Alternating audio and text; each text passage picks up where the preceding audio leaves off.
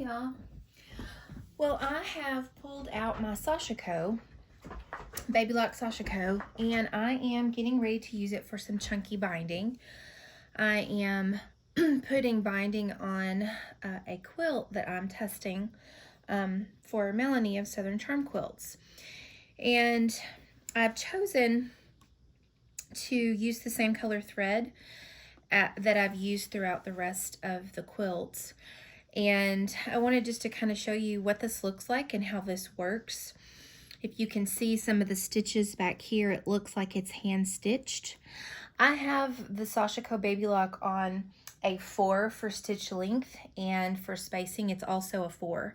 You can adjust the spacing of the stitches as well as how long the stitches are. So I have it on a 4 and a 4. And it's working really well. And you can see the back here of the stitching. It looks on the back like a normal stitch from a regular sewing machine, okay?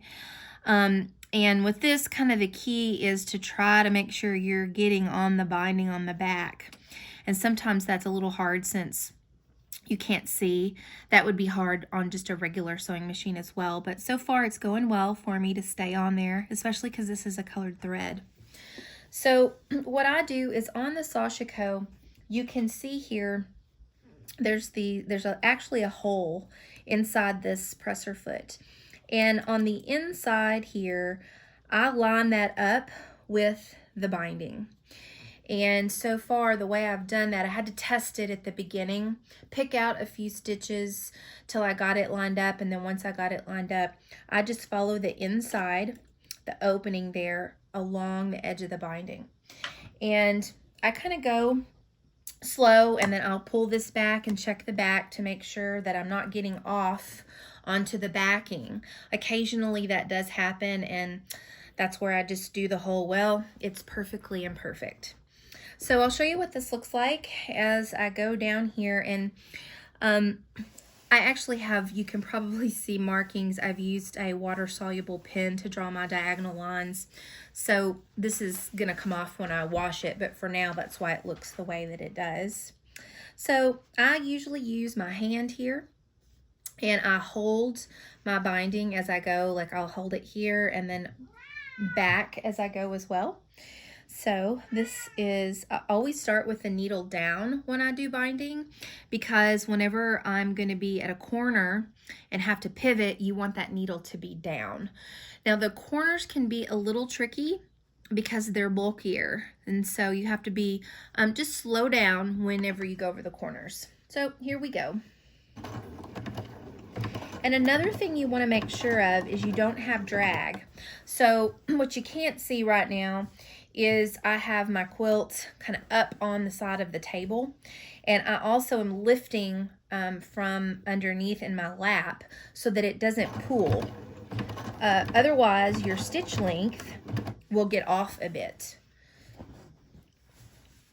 So again, I'm making sure the binding is pulled over enough to cover up, you know, the stitching where you put your binding on. I do mine on the back first, and then I fold it over to the front, and you see that stitch line there. So I'm making sure that my binding is covering that as I go.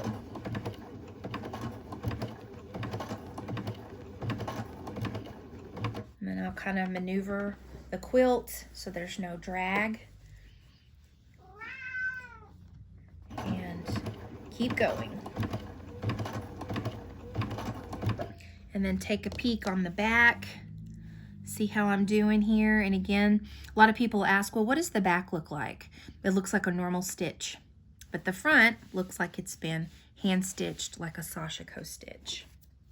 I'll do a little bit more so you can kind of see the pace I go, making sure I'm staying in line here, and also making sure that the quilt is kind of loose on top so that there's no drag.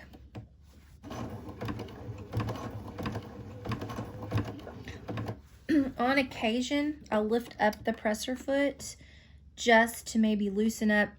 I have my presser foot on a 2. There's a knob on the side that adjusts the pressure on your fabric with the presser foot. Mine is on a 2, but sometimes I will lift the presser foot up to maneuver the fabric a little bit. And so you just have to take your time.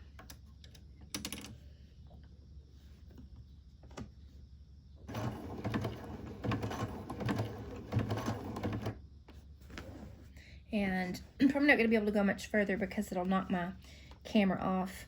I did just recently purchase a long arm to put overhead for overhead recordings. I just haven't gotten around to setting that up yet. So again, you can see those pretty stitches there.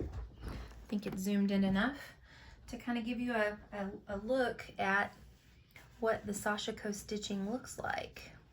You can see those back there.